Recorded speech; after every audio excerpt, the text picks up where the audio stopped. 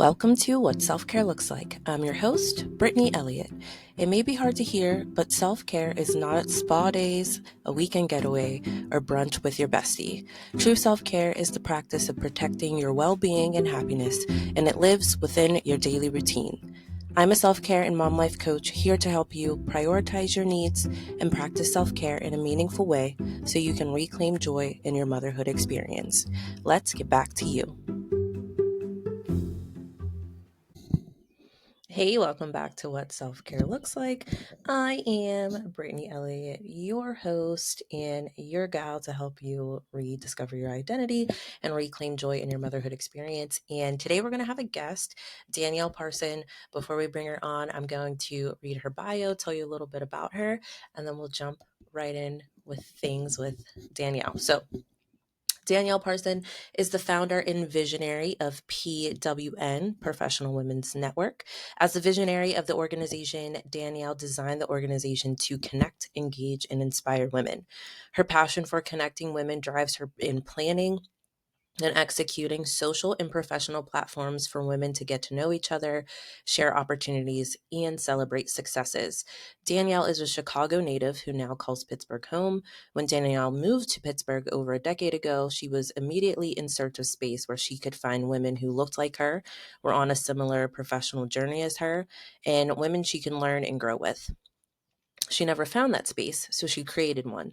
In 2016, PWN was born with the mission to nourish women to excel in their personal and professional lives while being a positive and active influence in their communities.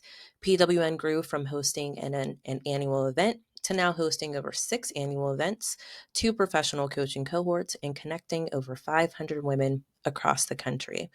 Danielle takes great interest in her community. She currently serves on the board of the Boy Scouts of America Laurel Highlands Council, working primarily with Scouts and underserved communities. She also serves as board chair of the Pittsburgh Women's Alliance and on the board for Young Black Motivated Kings and Queens.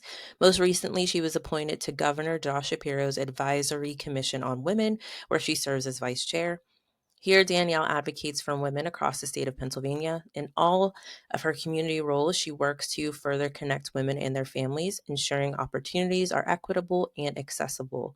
Danielle has been recognized for her work throughout the region, including 2015 Pittsburgh Pirates Champion Award, 2018 the People's Office Hustle and Heart Award, 2018 Pittsburgh Courier 40 Under 40, and the 2020 Whitney M. Young Jr. Service Award. Danielle loves traveling and hosting family and friends. She credits having time to advance PWN to its greatest potential to her husband, LaWarren, and her daughter, Clark.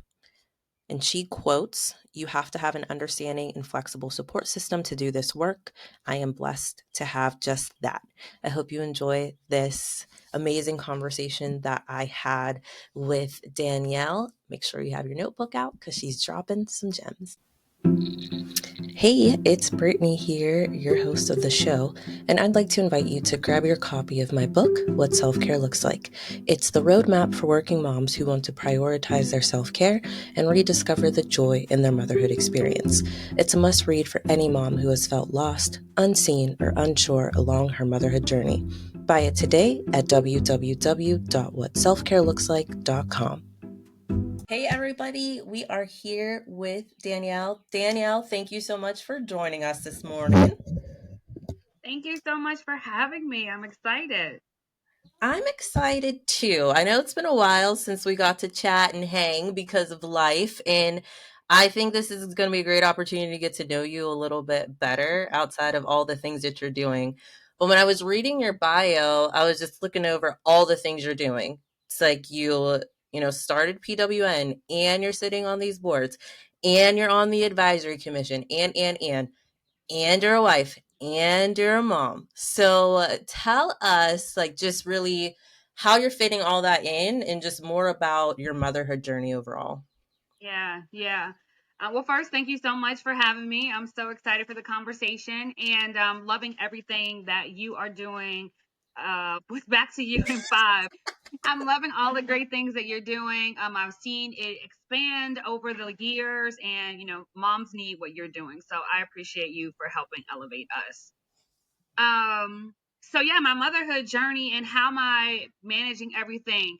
I have learned that I need things to make sense together. So instead of saying yes to every opportunity that has come, which is something that I used to do in the past. So if someone asked me, do you want to serve on this board? Do you want to volunteer for this event or volunteer for this organization? Wow, absolutely. Giving back and philanthropy is a part of me and my core, but I can't say yes to everything.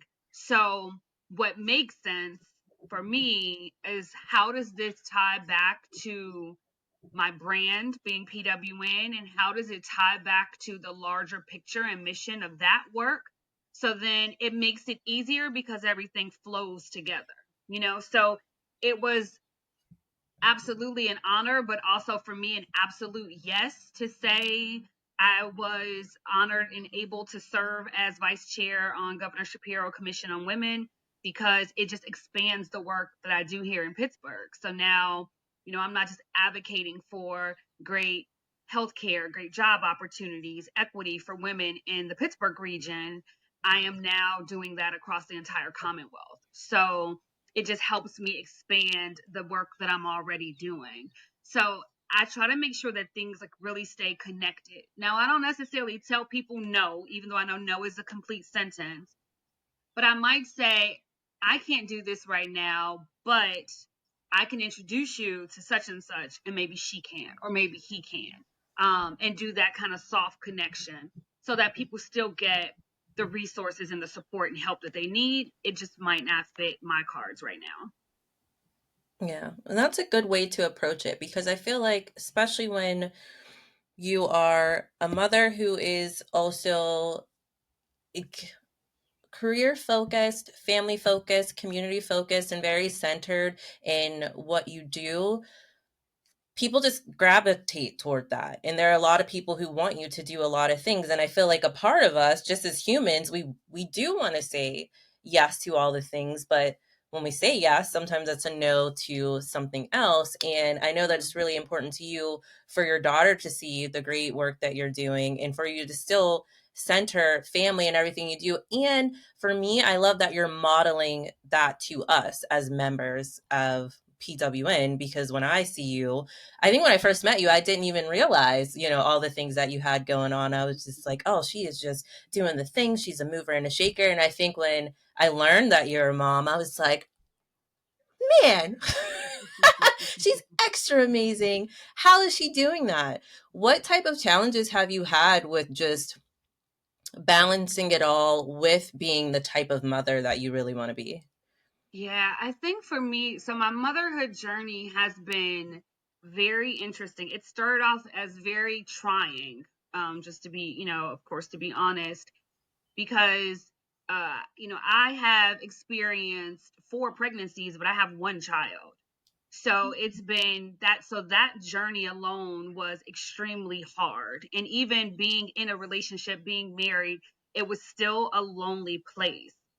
And I guess is when you grow up, I mean, as you're growing up, when you're younger, those teenage and young adult years, you're trying so hard to make sure you're doing all the right things.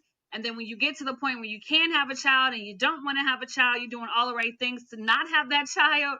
So when you get to the point where you want one, and it's not happening, or you're having so many challenges as I was having, it can be a little defeating to the point where I didn't ever think that it was going to happen. I thought that I was going to have to settle with the fact that I would never be able to have a child, that I wouldn't be able to be a mother.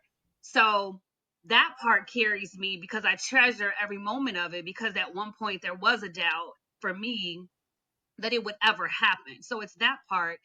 And then um the other part of it, of the journey of not of my mother and my relationship, I lost my mom when I was 18. So I feel like there's so much of my life that I've had to go on that journey without her, but I remember the memories that I had before. So I want my daughter to have all of those amazing memories because we just don't know what happens, down the line.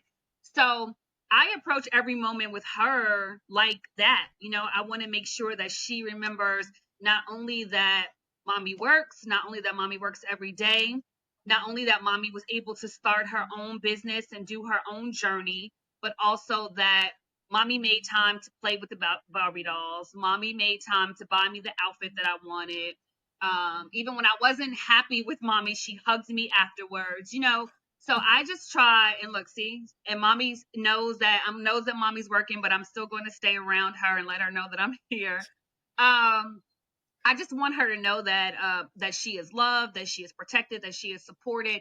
And I guess part of that comes because she is like my glass ball. Like she's delicate and I can't drop her and she's gonna bounce. I have to make sure that I take the time to cultivate a great relationship with her, and I hold her near and dear because, like I said, there was a time where I didn't think that I was going to be able to have that experience. And I know that a lot of women go through it and we don't talk about those journeys of, IVF and other assistant opportunities to have children.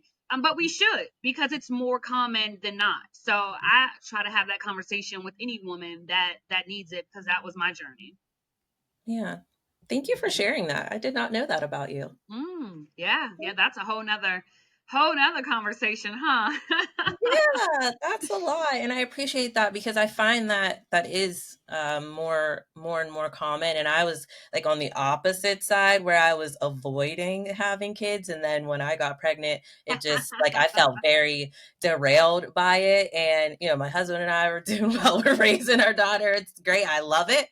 But I was just like, whoa, what's going on here? So there's like a little bits of that everywhere. You have some women who they could have never imagined their life with a child, and then it's on the other side, it's like this fight for it. And I feel like you're someone who you will do what you can to get the things that you want. And I love that you mentioned that there was a moment where you were like, I may have to just settle for the reality that I won't be able to do this, and being ready to pivot to whatever that was if that happened.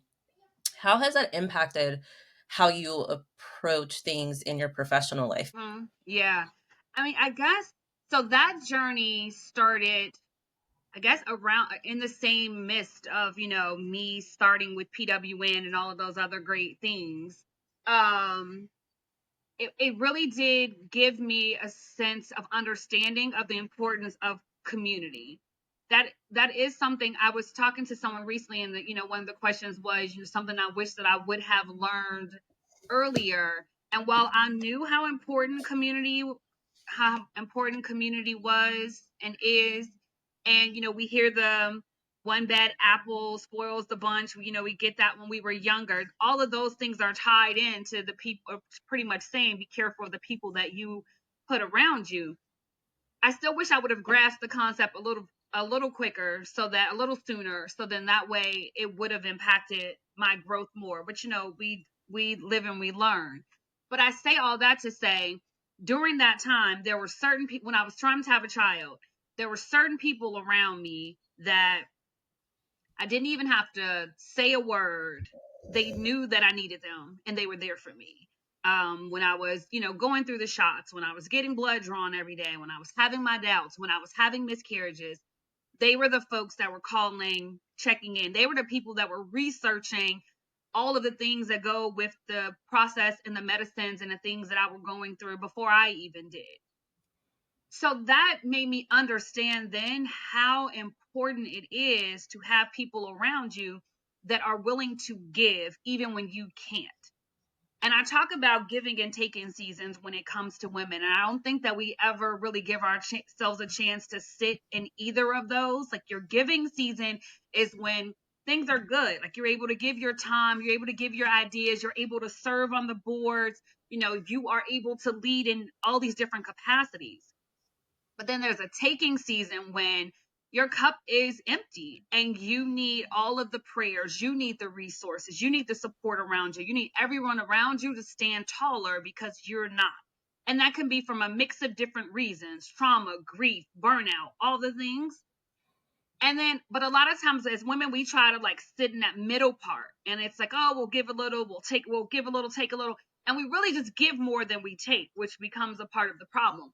But there's nothing wrong with sitting in a season that you are letting everyone know, like, I don't have much to give, so I'm taking. So I'm gonna take your prayers. I'm taking everything. And you, if you want to come to me and bring me dinner, if you want to pick up the check, taking season. That was one of my taking seasons. The season when I lost my mother and the season when I was trying to conceive a child. Those were two of my major taking season, when it was like, I don't know what to tell y'all. This is where I am. So that's why it was important to have community around me.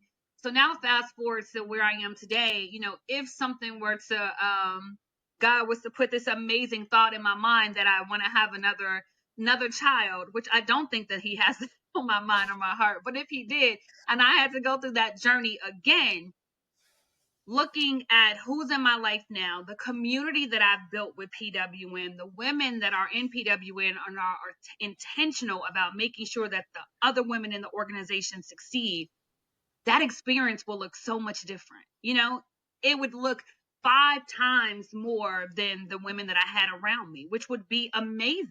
It might not even feel like a taking season. I might just be in a season of just so much blessing that I would still be able to give at the same time. So I think that's the power in PWN, is having intentional women around you that no matter where you are, what's your journey. So yes, it's professional women, but that's, you can be a professional banker, you can be a professional mom, you can be a professional entrepreneur. Don't get caught on that word.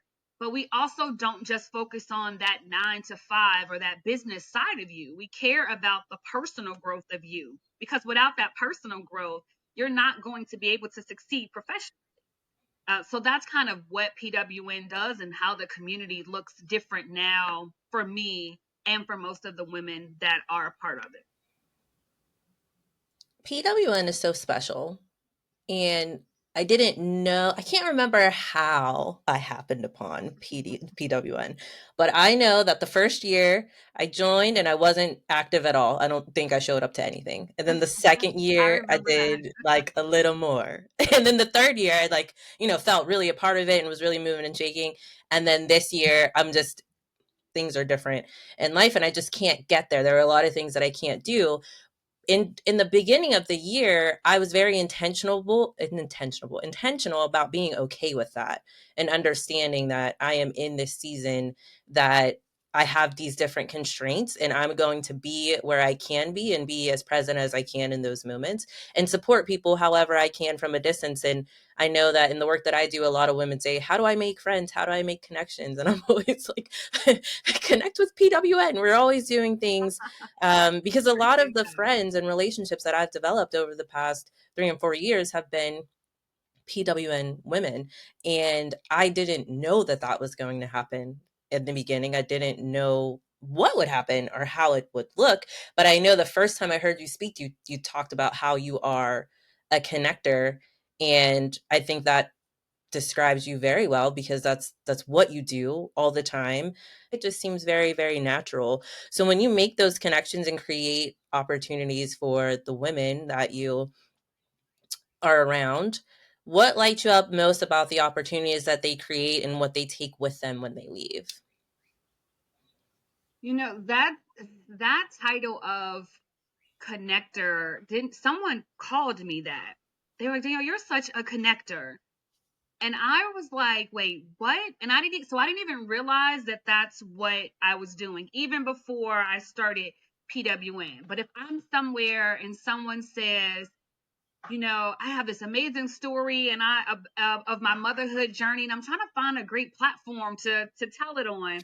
The first thing that is gonna come to, it just clicks in my head like, oh my goodness, well wait, you need to know Brittany. Let me make sure you have her information. I'll connect you guys through email. But I didn't realize that what I was doing. What I have learned from that is that what I've learned from this process and why my brain triggers that way, especially for women, is because that is how we succeed. Like that staying in your silo, staying in your bubble, putting your head down, trying to get it done and build. That does not work for, and especially does not work for women. So if you have this incredible idea or you have this great goal, yes, you can accomplish it 100% by yourself. You can.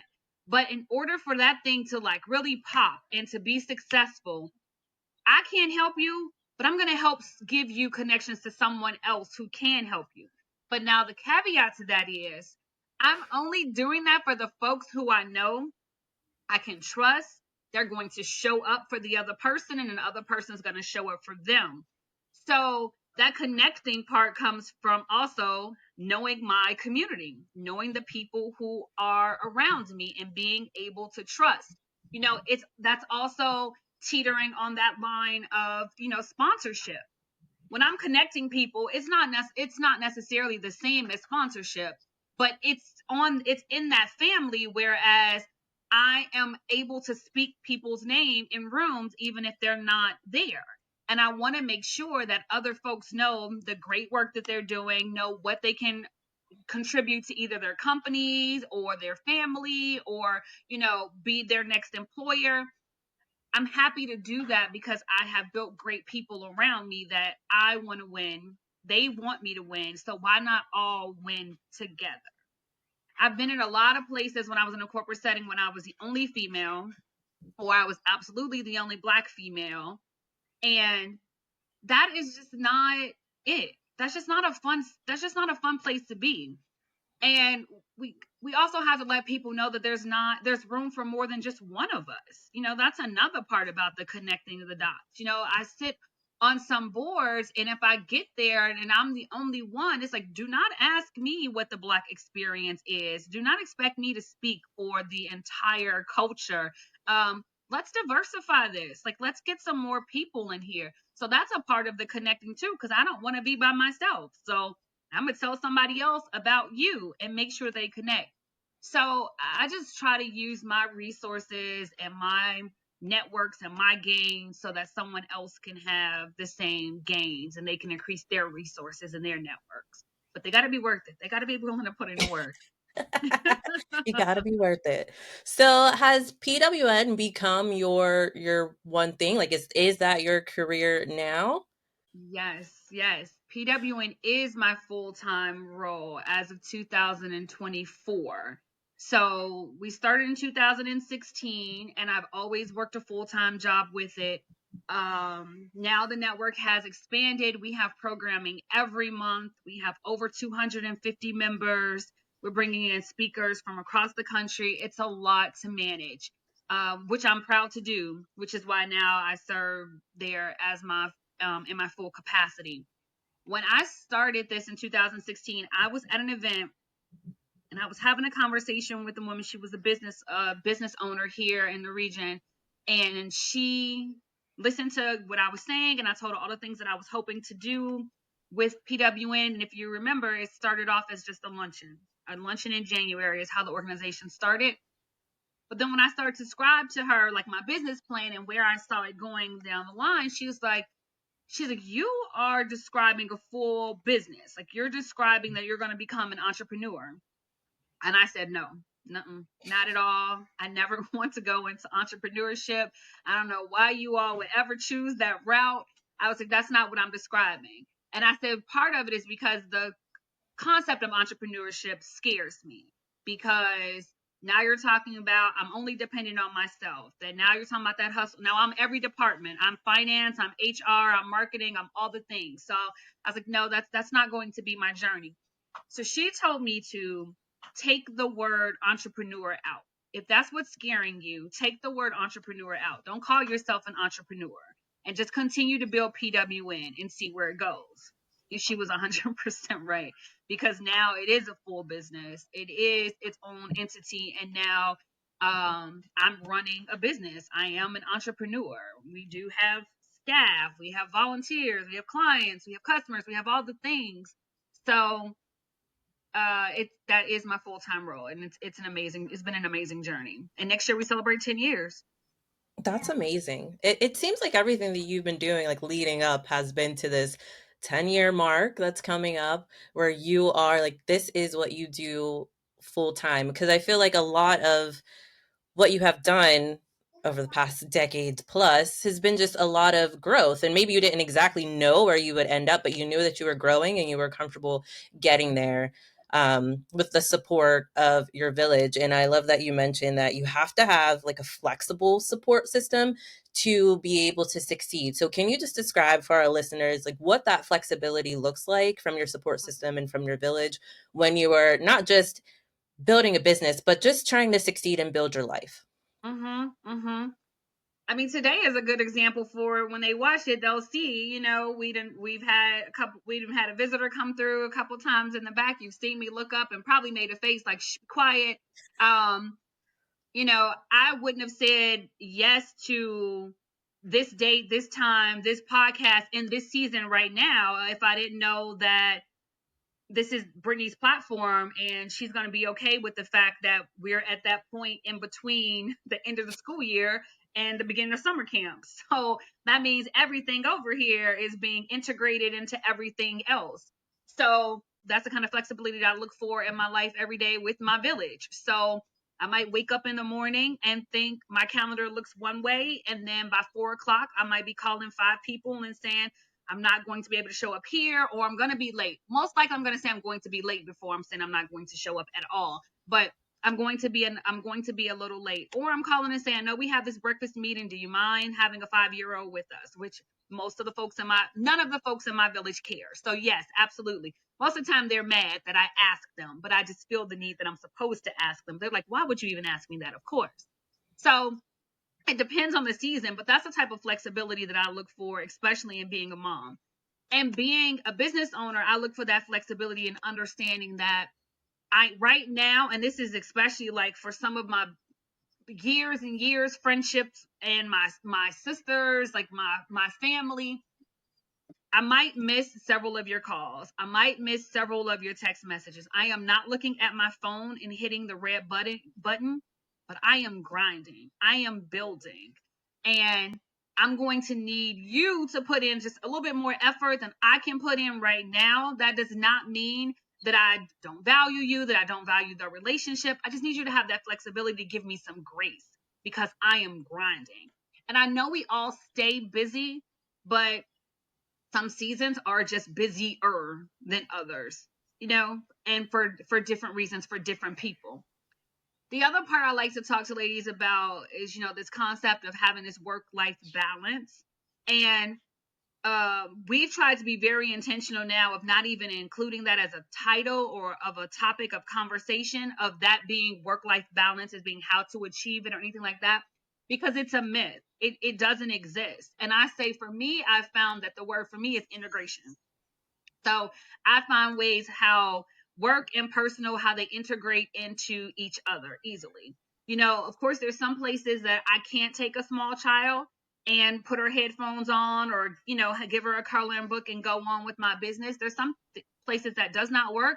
But for the places that they do, I take full advantage. And that's where I might have a few meetings. That's where I might take some calls, things in the evening times. If I can't necessarily get her sitter, that might mean that all three of us are at an event, and they might be in the back corner at table 30, but we're all in the building. So for me, that's how I try to work, and how I lean into my village and my people. And sometimes once you get to a stage, your village, it gets smaller. Not, I shouldn't say smaller, but though you end up having levels to your village. So you have those top folks that always you can call on no matter what, that I can call right now and say, can you be here in an hour? And it's not like, oh my God, like, how dare you ask me that? That's so inconsiderate. What about my time? It's like, oh, no problem. I'll be there, you know? And then that goes back to that giving and taking, because there's going to be a time when they can call me and do the same. Yeah. And I think that is an adjustment that comes with if you are an ambitious woman and you're navigating motherhood You have ambition in both. And we are trained from a young age that you need to show up, you need to show up properly, you need to look a certain way, talk a certain way, do this. Like, it's inappropriate to bring your kid along. Like, you need to just figure out what to do and, drop everything, make sure you're here, make sure you're Yes. there. And I know I've had to just be okay with saying, well, I don't believe in that. And that's Nope. not what I'm going to do. And anybody who's not comfortable with that, they're not my people. And being okay with that, Okay with that. Mm-hmm. because there's Yep. plenty of people out here. And I'm like, I think sometimes I don't want to bring my daughter because she'll be bored, Yeah. but it's actually the opposite. Like, she likes to see me working, and like she likes to see me being Brittany, because then she's like, oh, Yeah. you do this, you're like not just my mommy, like you do all these things, go and talk to those people. So I think it's great that Clark gets to do that too. She gets to see you shining. Yeah. um Absolutely. one last question before I let you go, because I know you are a busy gal. Tell us all, what does self care look like for you? Mm-hmm. So, wow, not to just keep making this all about you, but you actually helped me to lean into self-care within the last just 2 years. The things that I thought were self-care, I learned very quickly were not self-care for me. So if someone asked me, what's your self-care? I would say, oh, getting a pedicure, or getting my nails done, or some other thing that's actually just turned out to be maintenance in my life. Like, those are the things that are just maintenance to make me feel my best, but not necessarily that process of going through it is self care. Like, if I could sign up for a service that could, like, do my nails and toes while I was asleep, I would do. I would do that to relieve myself of having to make the appointment, sit there and wait because you know that I'm here, but you're not on time, so you're behind, or me trying to run every stoplight to get to my appointment on time. Like, that was not self-care. That, for me, some folks enjoy it. For me, that was not self-care. But I'm not sure if you posted it on LinkedIn or you made a video, but I started taking my speaker in the shower with me in the bathroom, something that I had not done since probably like college, and staying in there longer than just to cleanse myself, like having a full concert, taking a moment to woosah, listen to my playlist that I never get to listen to in the car because I have a small one in the back, so I can't listen to some of the ratchetness that I might like to listen to on some days that I need to, right? Um, so I can listen to my playlist, and I started to really like have this sense of softness, this sense of like care for myself and this being my time. Where no one's able to like knock on the door, no one's able to ask me a question. So once I experienced that, then I learned that it wasn't about, booking a 2-day retreat in Sedona that I needed, to call self care. So there have been days on our rare sunny days in Pittsburgh. How do we get through? I don't know. I guess we all just take vitamin D, but those rare sunny days in Pittsburgh, well, I will just take that same speaker and go out on a patio, close the door, and I'll sit by myself and just have a moment. Or I'll take the longer route home after a PWN event because my adrenaline's up. I feel like I'm ready to take on the world, and we've had this great successful event, but I still just need to mellow out a little bit before I come home and then have to look to if there's dishes in the sink or what is my daughter wearing to school tomorrow or whatever the next day. So I'll take a long route home. And this year I stepped it up even further, and for my birthday I just got a hotel room and I just got some Twizzlers, that same speaker, my iPad with some movies on it, and I just sat and just did me. Like, if I wanted to open up my iPad and work, I could, but if I didn't want to, I didn't have to, and it was just me. So I guess the theme of all of that is just finding moments to just sit with me.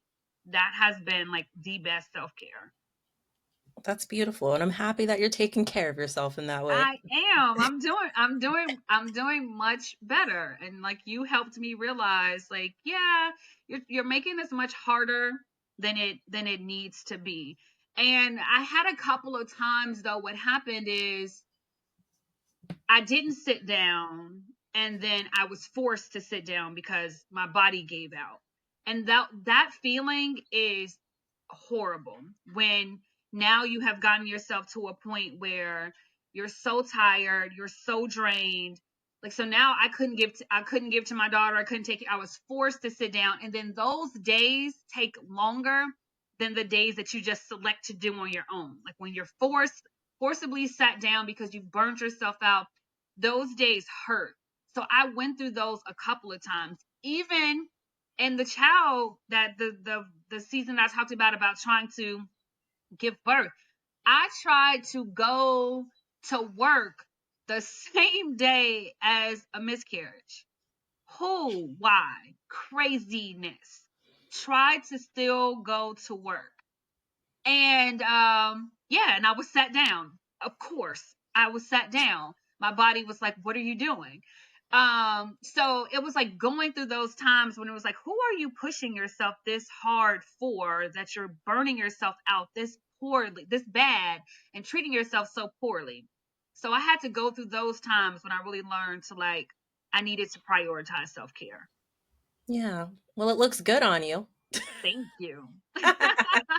So we've woven this into like most of our conversation, but if we can just go out, send it off with you telling everyone again how special PWN is and how we can all get involved. Yeah, yeah. PWN is absolutely a vibe. It's such a safe community. It's like just such a safe space where if you come in, and we've had women who have done this, you come in and you say, I don't belong because we're in there talking about negotiating salaries or investing money and you don't feel like you're at that level. But that's the reason why we need you in the room because we are all leveling up together. Women, we don't talk about money. We don't talk about our health as much as we should. We don't talk about all the different seasons and things that we're going through. I should say women don't talk about that who are not a part of PWN because now we are having those conversations and we've made them a natural part of what we do. Um, we hug each other. I always say like the smiles and hugs that you see on our pictures are not staged. Those are our real events. So it's absolutely a vibe, and it's something that I think every woman deserves to give themselves. Like this is a treat for yourself. This can be a part of your self-care to go and find your tribe or a tribe of women that are committed to your growth and success. Um, we connect each other to resources, to opportunities, to prayers, to supports, to resources for our children, like all the things. So it's just a great opportunity for you to grow and to expand. We are growing daily. We have our website, prowomensnet.com. Our social media is always a great place to find our informations and the programming that we have coming up. But I always encourage people to become a basic member at the very least. Basic membership is free. So that way you become a part of the community, become a part of the database, and you can pick and choose what you want to attend and what rooms you want to be in. And you give us an opportunity to prove ourselves to you, to show you that what I'm saying is true.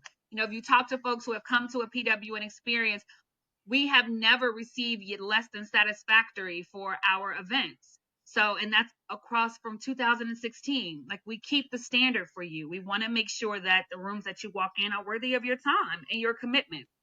So it's a vibe. I would suggest that any woman should try it out just because they deserve it for themselves. I absolutely agree with that statement.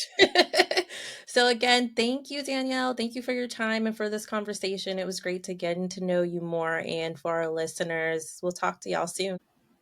Thanks for listening to this episode. I hope you learned at least one thing you can implement into your daily routine. To connect with me, follow at Back to You in 5 on Instagram. If you're feeling generous, share this episode with a mom you know and subscribe to the show. I appreciate your support. Remember, motherhood is a journey, not a destination. Grow through it and enjoy the view.